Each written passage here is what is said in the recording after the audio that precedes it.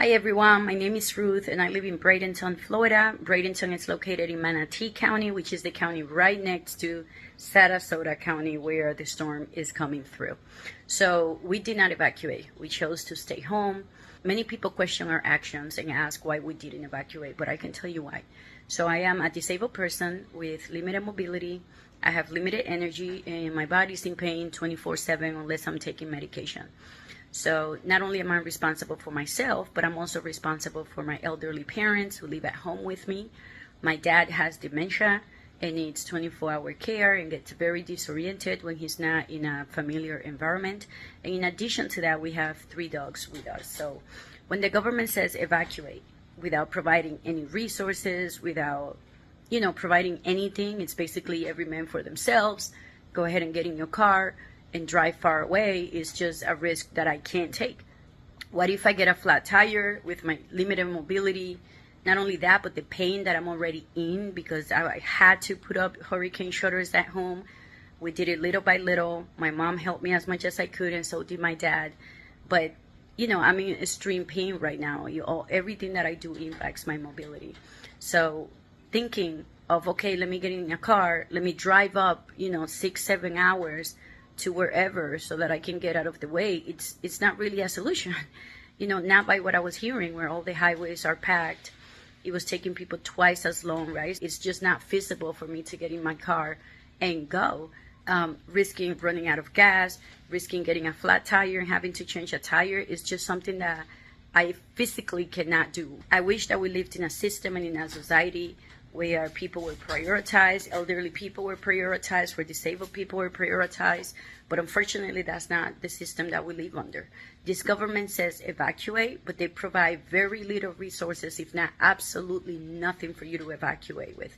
And I remember from Hurricane Helene, the call was not only to not evacuate, but use the shelters as a very, very last resort, meaning don't come to the shelters if you don't want to.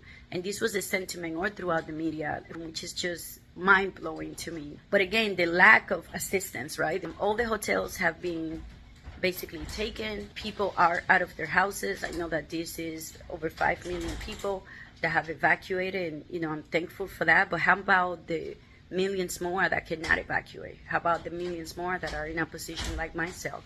How about other disabled people that have even worse physical problems than I have and that are not able to get themselves out of the way of the storm, which is what my intention was. It's just something that I just really couldn't do.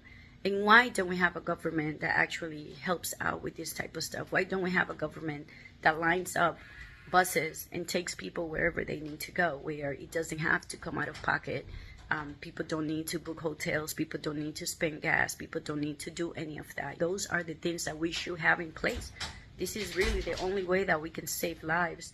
Anytime a storm comes, there is that question of, what can be done differently and why doesn't our government do more? In addition to that, I want to indicate how crazy it is for you to even go get sandbags.